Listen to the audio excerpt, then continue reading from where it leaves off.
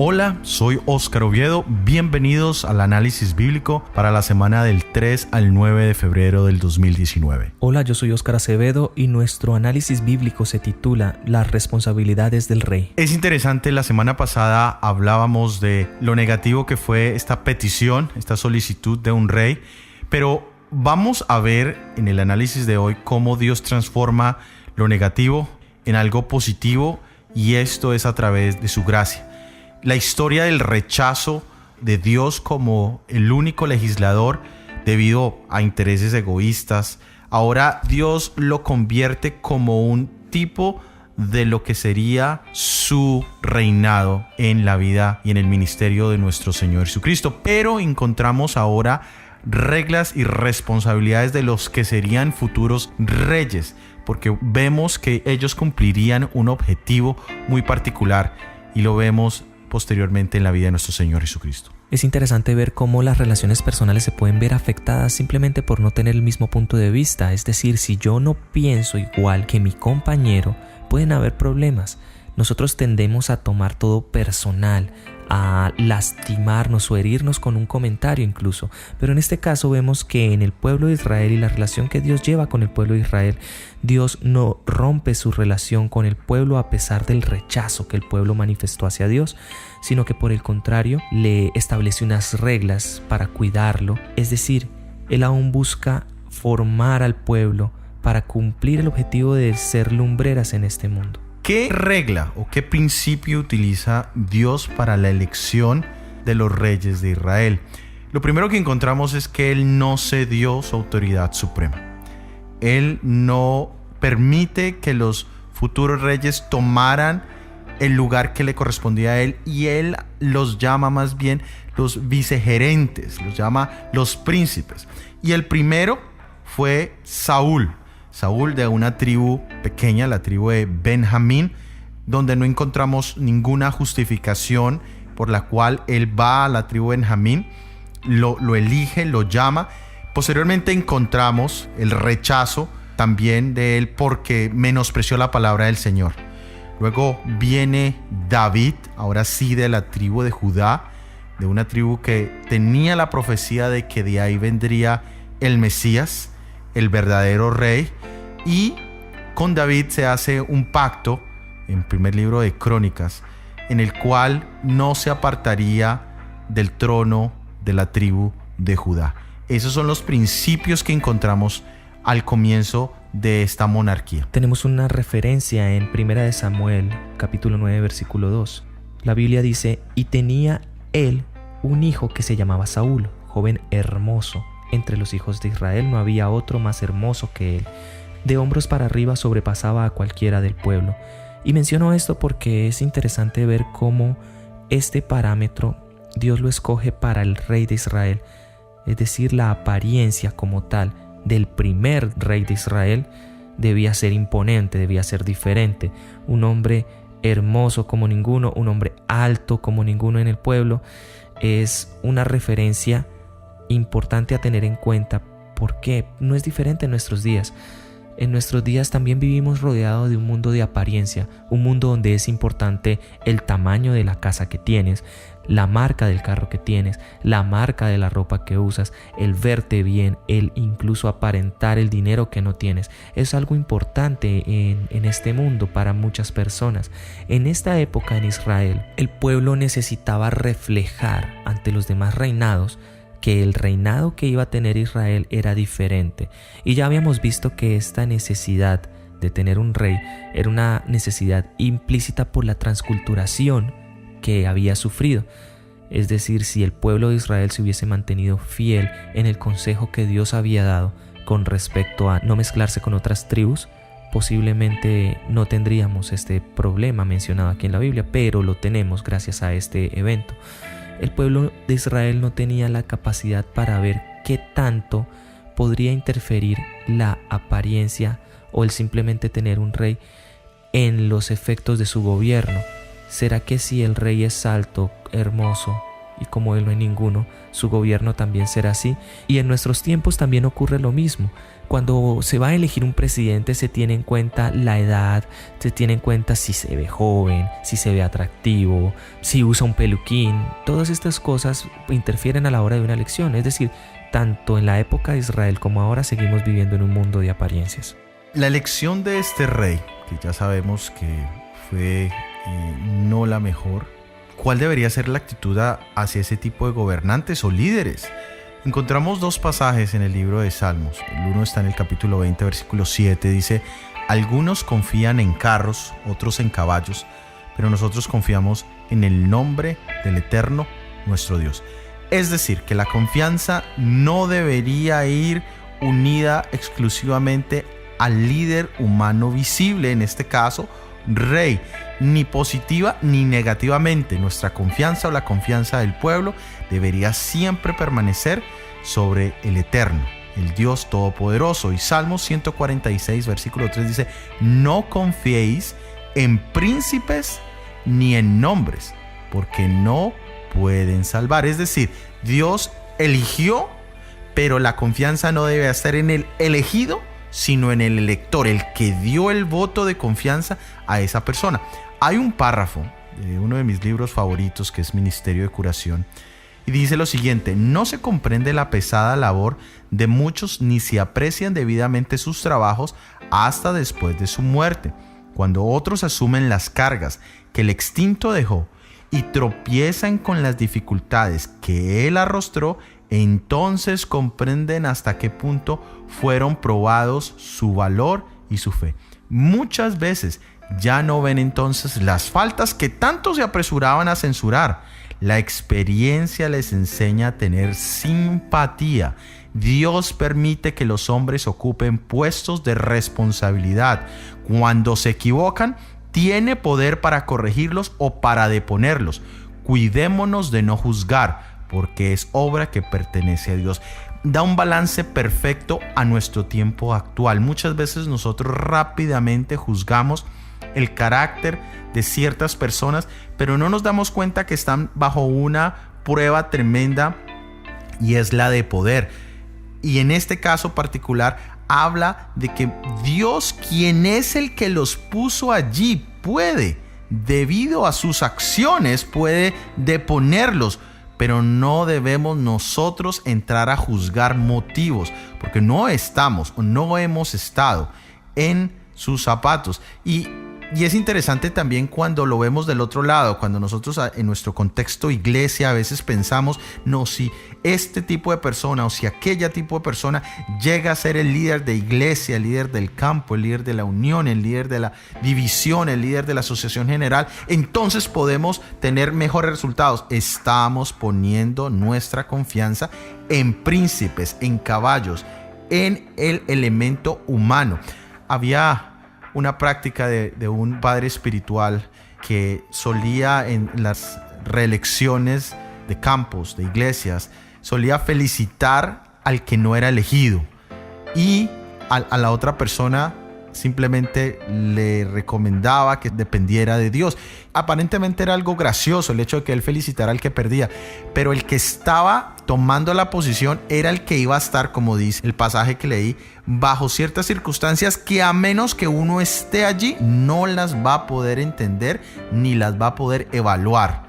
Entonces es necesario que nosotros entendamos que estar en posición de poder es una situación muy tentadora y muy peligrosa. Con respecto a la actitud que debemos tener frente a nuestros líderes, podemos analizar dos cosas. Por un lado tenemos a David, que fue escogido por Dios con unas cualidades específicas, el menor de su casa, y a comparación de Saúl, es un niño que no era igual de alto, tal vez no tenía la misma relevancia, pero desde el momento de su elección él supo llevar su reinado con humildad. Aunque era el ungido de Dios, él no reclamó su reinado.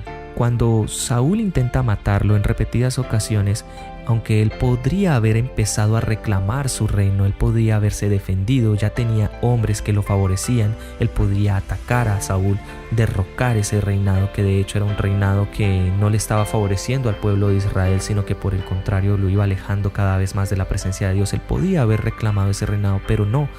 Por el contrario, lo que hace David es respetar a su rey. incluso llama la atención a las personas que lo rodean para que ese reinado se respete, porque él consideraba importante que aunque en ese momento no tuviera Saúl el favor de Dios, era el elegido de Dios y era el que era rey en ese momento. Él no reclamó su trono, y tenemos un paralelo con Jesús en este mismo caso, porque podemos decir que el carácter de David se parece al carácter de Jesús, y eso es muy importante para un rey a la hora de gobernar, porque Jesús, cuando vino a la tierra, aunque era el Rey de Reyes, el Señor de Señores, y estaba profetizada su venida, él no reclamó su trono. Por el contrario, fue humilde hasta su muerte, como oveja fue llevado al matadero. Él vendrá otra vez y tomará su trono al fin de los tiempos, pero en ese momento él no reclamó su trono. Por otra parte, tenemos a Saúl. La vida de Saúl empieza a volverse un poco más turbia a medida que va pasando su reinado. Empieza a hacer cada vez más cosas que no le agradan a Dios. Primer error, Samuel le llama la atención. Segundo error, Samuel le llama la atención. Tercer error, y ya no hay nada más que hacer. Saúl pierde su reinado. A partir de ahí, la Biblia nos muestra que el Espíritu de Dios se aleja de él, a tal punto de llegar a consultar hechicería para poder analizar su futuro. Entonces tenemos dos paralelos en este caso. Aunque Saúl no era un rey digno de respeto, David, con el Espíritu de Dios en sí, respetó a su rey hasta la muerte. Incluso en su muerte lloró por él. Existía una profecía en el libro de Deuteronomio capítulo 17 versículos 14 y 15. Y dice: cuando hayas entrado en la tierra que el Eterno tu Dios te da, y la posees, y habites en ella, y digas: voy a nombrar un rey sobre mí, como lo tienen las naciones que me rodean, pondrás un rey sobre ti al que el Señor tu Dios elija. De entre tus hermanos lo nombrarás, no pondrás extranjero que no sea tu hermano. Existía la profecía de que habría ese momento en que ellos pedirían el rey. Y muchos de pronto se confunden. Bueno, si Dios ya sabía, ¿por qué la sorpresa? ¿Por qué se sintió rechazado si él ya lo conocía? Y es bueno que entendamos dos aspectos. Uno, existe una voluntad perfecta y absoluta, y existe una voluntad permisiva, la que permite circunstancias. Y son diferentes porque Dios siempre ha tenido un plan específico, completo, absoluto, que llevaría a cabal cumplimiento su propósito en nuestras vidas, en este mundo, en el universo. Pero desafortunadamente, debido a la libre capacidad que tenemos de elegir, entra la voluntad permisiva. La voluntad de Dios era que no hubiese un rey, pero él sabía que como existía la posibilidad de que el pueblo lo pidiera debido al ambiente en que estaban, Dios lo permite. Dios lo sabe absolutamente todo. Es una de sus características, la omnisapiencia. Pero la omnisapiencia es algo que se sale de nuestra comprensión humana, porque nosotros no lo sabemos todo. Saber que alguien lo sabe todo, futuro, pasado, presente completo, entiende emociones, razones, motivos, y aún suceden cosas que él permite. Eso genera una confusión. Pero lo que debemos comprender es que Dios tiene una voluntad perfecta, y de hecho lo expresa en la primera epístola de Juan, el capítulo 2, dice el versículo 1, dice: hijitos míos, estas cosas escribo para que no pequéis. La voluntad perfecta de Dios es llevarnos a un estado de no caer en pecado, pero debido al libre albedrío y debido a nuestra condición caída, entra la permisiva, en la que dice la siguiente parte: y si alguno hubiera pecado, es decir, si alguien se sale de eso perfecto, existe una alternativa, y es: abogado tenemos para con el Padre, a Jesucristo el justo. Edmund Brooke decía: cuanto mayor sea el poder, más peligroso será el abuso. Tenemos en nuestra actualidad personas que al llegar al poder se vuelven dictadores, se vuelven tiranos. Tenemos dirigentes de países que cuando tienen el control no les sirven al pueblo, sino lo oprimen. Tenemos personas que, sin importarle el bienestar de su pueblo, se enriquecen cada vez más. Tenemos personas que, al tener algún tipo de poder, abusan de los demás. Démosle poder a una persona y la conoceremos realmente. Nosotros no deseamos realmente el poder, nosotros deseamos es el control. Queremos tener el control sobre todo. Incluso tenemos miedo de lo desconocido porque no lo podemos controlar. Queremos controlar todo nuestro entorno y adaptarlo a nosotros. Y en el momento menos pensado empezamos a controlar personas y esto se nos va volviendo en poder sobre nuestro entorno, sobre las personas que nos rodean. El exceso de poder nos lleva a perder el control. No podemos juzgar a Saúl como un rey malo, como una persona mala, porque ninguno de nosotros sabemos cómo hubiéramos sido nosotros si hubiéramos tenido la oportunidad de tener ese poder. No nos alcanzamos a imaginar qué tan malos hubiéramos podido llegar a ser, incluso hubiéramos podido llegar a ser peores. Entonces, al estar conscientes de que no es Saúl, sino es el ser humano que puede llegar a perder el control de esa manera, podremos alejarnos de juzgar y así entender que el exceso de poder nos lleva a perder el control. Muy bien, ¿y qué tipo de manual o guía para los entonces reyes y para los líderes de hoy encontramos designados por el Señor? El libro de Deuteronomio, capítulo 17, versículos 18 y 19 dice: cuando suba al trono real, escribirá para su uso en su libro una copia de esta ley, del original que poseen los sacerdotes levitas. La tendrá consigo para leerla todos los días de su vida, para aprender a reverenciar al Eterno su Dios, para guardar todas las palabras de esta ley y para poner estas normas por obra. Aquí encontramos que lo primero que necesitaba era un conocimiento, era la parte que iba a formar su mente y iba en la Torá, o lo que nosotros llamamos la ley de Moisés, o todos los escritos desde Génesis hasta Deuteronomio, es decir, Génesis, Éxodo, Levíticos, Números y Deuteronomio. Él debía tener la copia, que lo tenían los sacerdotes, que eran los guías espirituales y los maestros del pueblo. Él debía tenerla para conocer el carácter que él venía a representar, que era el carácter de Dios. Y necesitaba aprender a depender. Esa era su actitud. La actitud dice: para que conozcas, aprendas a reverenciar al Eterno. Y esa actitud de dependencia no es otra que lo que Deuteronomio 17, versículo 20 dice: así no se portará con orgullo con sus hermanos, ni se apartará de estos mandamientos, ni a la derecha ni a la izquierda, para que él y sus hijos prolonguen los días de su reinado en Israel.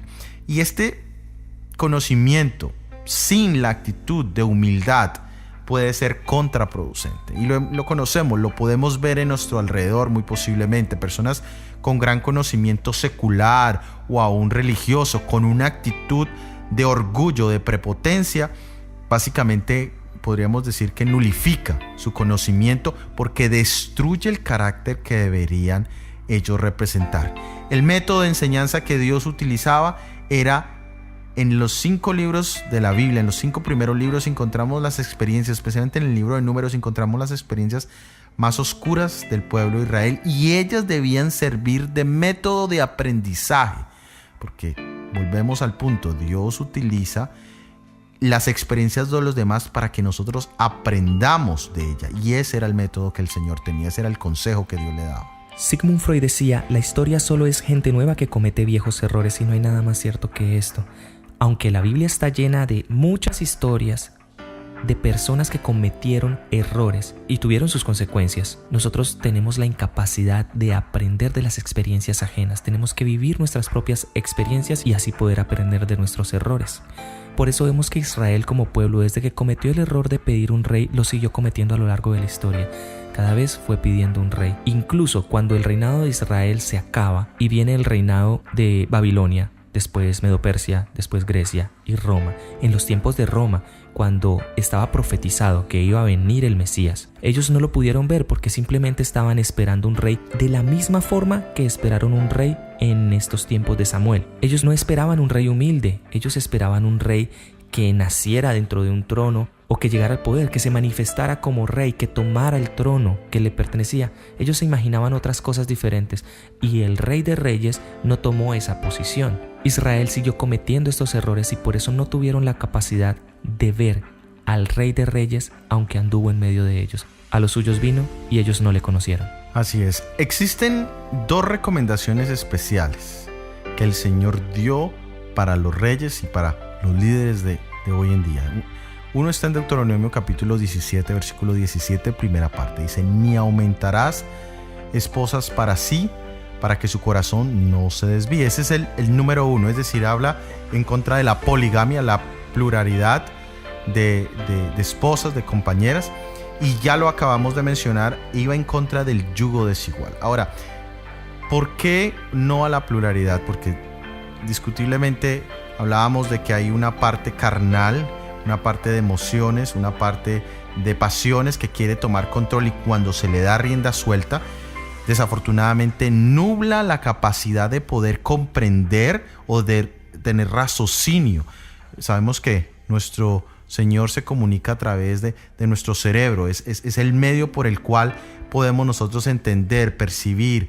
Él nos habla a través de la palabra, pero tenemos que comprenderla, está en nuestra mente, y cuando nuestra carnalidad ha tomado control, básicamente no podemos tener una total comprensión. Y en el caso del rey, el líder visible, el del ejecutivo, pues era totalmente negativo tener esta liberalidad en su parte carnal. Lo mismo el yugo desigual. Tenemos el ejemplo perfecto de Jezabel y Acán, cómo por ser extranjera, por tener un yugo desigual, llegó a tener tanta relevancia en las decisiones y en la vida del mismo rey de Israel, quien sabía de Dios, quien conocía de la ley, pero desafortunadamente su cónyuge tomó la decisión equivocada, lo que hablábamos la semana pasada, una de esas grandes 3 decisiones que todos tendremos que tomar en algún momento de nuestra vida. Debemos entender el matrimonio como un balance perfecto que Dios tiene desde la creación del mundo, y por tanto debemos entender que la esposa es la ayuda idónea del esposo. También podemos ver la influencia positiva o negativa del cónyuge, y tenemos ejemplos claros en la Biblia. Ejemplos de esposas que fueron de influencia negativa, como en el caso de Herodes y su esposa, que con su influencia llevó a la muerte de Juan el Bautista. Como consejos no escuchados, en el caso de Poncio Pilato, su esposa quería prevenir la muerte de un inocente, pero él, en su arrogancia y el tratar de minimizar la postura de una ayuda idónea, no recibe este consejo y comete otros errores. Como tenemos también casos de influencias positivas, en el caso de Esther o Abigail, buenas influencias. Y vemos que debe existir un balance entre los cónyuges. No podemos pasar al extremo de la autoridad, de elevar o de pisotear la posición de un cónyuge. Hay muchas personas que piensan que las mujeres solamente sirven para tener hijos y no se reciben consejos como los que dicen el hogar cristiano. El que haya año tras año un niño en los brazos de la madre significa una gran injusticia para ella. Reduce y a menudo destruye para ella el placer social y aumenta la miseria doméstica. Priva a sus hijos del cuidado, de la educación y de la felicidad que los padres tienen el deber de otorgarles. Y volvemos otra vez a esto del abuso del poder. Es una clara manifestación, viendo nuestros hogares como un reinado. Vemos personas que se creen reyes totales, autoritarios, y abusan del poder que tienen sobre sus esposas. Y en este mismo libro, Hogar Cristiano sigue diciendo cuán poco se tiene en cuenta el destino del niño, solo se piensa en satisfacer la pasión. Se impone a la esposa y madre cargas que minan su vitalidad y paralizan su fuerza espiritual. Con la salud quebrantada y el ánimo abatido, se ve rodeada de un pequeño rebaño al cual no puede atender como debiera, careciendo de la instrucción que debieran recibir. Los niños crecen para deshonrar a Dios y comunicar a otros lo malo de su propia naturaleza, y así forman un ejército al cual Satanás maneja como quiere. Y esto es un claro ejemplo de abuso de poder. Eso es un claro ejemplo de desbalance. Cuando la posición de una esposa llega a pisotearse, llega a entenderse que ella solamente está para ciertas labores, para que se ocupe de su casa, para que solamente tenga hijos, para que ni siquiera opine sobre las decisiones del hogar, y nos alejamos del balance que Dios desde un principio pensó y diseñó para el hogar. Como también hay esposas que toman una autoridad por encima de la autoridad del hombre. Y también tenemos esposas que pueden llegar a abusar del poder. Así que Dios nos enseña el balance que debe hacer la mujer como complemento del hombre. Desde un principio Dios dijo, no es bueno que el hombre esté solo, y le creó ayuda idónea. La segunda recomendación está en la segunda parte de Deuteronomio 17:17. Dice, ni procurará plata ni oro en gran cantidad. Así dice el Eterno. Jeremías 9:23. No se alabe el sabio de su sabiduría, ni de su valentía se alabe el valiente, ni el rico se alabe de su riqueza. La segunda advertencia era específicamente hacia uno de esos grandes tentaciones que nosotros como humanos tenemos. Son 4 principalmente. Una es poder, otra es fama, otra es diversión y esta es la del dinero, la riqueza, el amor a la adquisición.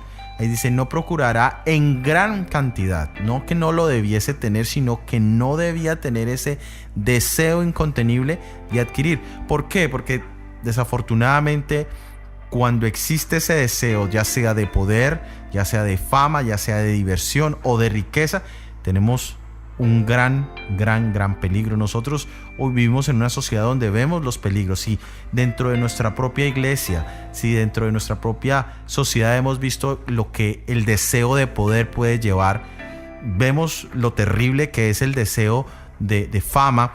Hace poco sucedió que una chica, por adquirir mayor número de vistas en su cuenta de Instagram, escaló una montaña y era asiática, y a cada punto que iba llegando se iba tomando una foto en bikini hasta que murió de frío. Esta noticia sale en un canal del clima. En estos países del norte donde tenemos que estar revisando el clima, allí apareció la foto. En búsqueda de fama, encontró la muerte. En búsqueda de riqueza, los reyes podían torcer el camino y nosotros podemos también ser víctima de la violación de este principio. Es interesante ver que en el último mandamiento de la ley de Dios tenemos un punto de la ley que nos prohíbe sentir algo. Mientras los demás mandamientos nos prohíbe hacer algo, nos habla de acciones, este mandamiento nos prohíbe sentir algo. Y eso que debemos evitar sentir es la codicia. Y la codicia, coincidencialmente, aunque la ley termina con este mandamiento, el principio del conflicto de todos los siglos empieza con este sentimiento, la codicia, porque fue Satanás quien codició por primera vez el trono de Dios. De allí viene todo el conflicto que se viene desarrollando a lo largo de los siglos. Ahora, para entender un poco una diferencia clara, tenemos la codicia. La codicia es el deseo vehemente de poseer muchas cosas, especialmente riquezas o bienes. Y por otro lado tenemos la avaricia, que aparte del afán de poseer muchas riquezas, existe placer de atesorarlas sin querer compartirlas. Hay una diferencia entre codicia y avaricia. El avaro es aquel que quiere acumular para no compartir. Y esto nos lleva a pensar en cuánto nos podemos descontrolar con este sentimiento, con la codicia. Pero en 1 de Timoteo capítulo 6, versículo 6, Dios nos muestra el antídoto. Pero gran ganancia es la piedad acompañada de contentamiento. Y esto es importante entenderlo porque muchas personas piensan que se trata de ser conformistas. Y no, de ninguna manera, no se trata de ser conformistas, se trata de estar contentos con lo que se tiene. Dios nos lleva a evitar el sentimiento de codicia y nos motiva a tener el sentimiento de gratitud y contentamiento con lo que tenemos. Muy bien, podemos llegar a una verdad central en nuestro análisis bíblico de hoy. Y está en el párrafo que se encuentra en el libro La maravillosa gracia de Dios, página 27, dice: antes de que el hombre pueda pertenecer al reino de Cristo, su carácter debe ser purificado del pecado y santificado por la gracia de Cristo. Cristo anhela manifestar su gracia y estampar su carácter y su imagen sobre todo el mundo. Es decir, antes de que nosotros podamos siquiera pensar en pertenecer a ese reino que por contraste con este reino humano es perfecto, es justo, es completo, debemos pertenecer ahora al reino espiritual de nuestro Salvador Jesucristo. Ahora, ¿cuál es la característica principal?